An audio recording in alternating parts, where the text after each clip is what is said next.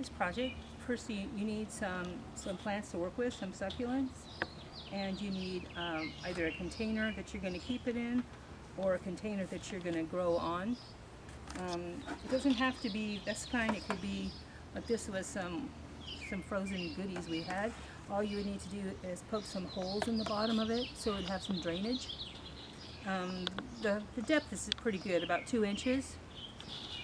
Fill it with any kind of potting soil you want, or compost if you have it. So I always use a folding knife in the garden. It's safer to walk around with because you can have it closed when you're moving. So what you would do is you would take some little cuttings from some of your plants. They will a lot of times have a little stem. You'll use either a pencil or a chopstick, either one, to make holes. It's a straight hole, and you'll just put the plant right in and kind of pinch the soil around it a little bit. If there are petals under on the stem that's going to go in the ground, you can pinch them off gently. Maybe. So I'm putting them a couple inches apart in this flat. In this cup you can be more artsy, put things in however you like. 1s and 3s are good.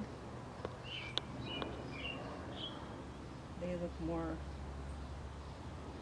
pleasing to the eye when they're finished. So I just keep making the hole with the chopstick or the pencil, sticking the little stem in. See, this one has more leaves down the stem, so I'm going to pinch them off with my finger. It's important to not bend the stem. That's why you're making the hole with the chopstick or the pencil. Because if you bend the stem, water won't be able to travel up it or down to the roots that you're trying to form. So it won't live. So there again, pinch off the petals that are going to be under the ground. Make a hole, tuck it in. And in your tray, it's fine to mix and match. You can put as many or as few as you want. It's a good idea to fill up the tray though if you can. And then they can grow in here. If you don't want as many as this, you could plant directly into the container that you want to use in the future.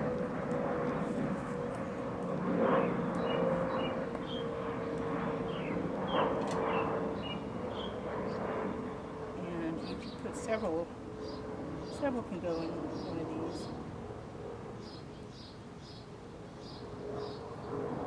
I would basically fill the entire container, and I would fill the entire flat. With the cup here, I would just keep adding things until I get something that I like the look of. These things will fill in and look better and better in time, but the effect immediately is not bad. You won't want to water like this cup very much because it doesn't have drainage. If you accidentally water too much, like leave it out and it gets rain in it, or you just overdo it, what you can do is, you can kind of cradle the plants with your hand like that and tip it until the water runs out. And then go easy on the water for a few days and it'll recover. There's hen and chicks. Anything could go in these. They have a little bit of root there started, so I can just make a kind of a wedge and shove it in. This is an example of one I did a few weeks ago, and I just put a number of things in about 2 inches apart, and they fill in. And then when you're ready to do something, you take something like a fork or whatever and fry this up and separate them. They all have their own roots now and can be planted in whatever container you choose. So that's how you do that. Hope you have fun.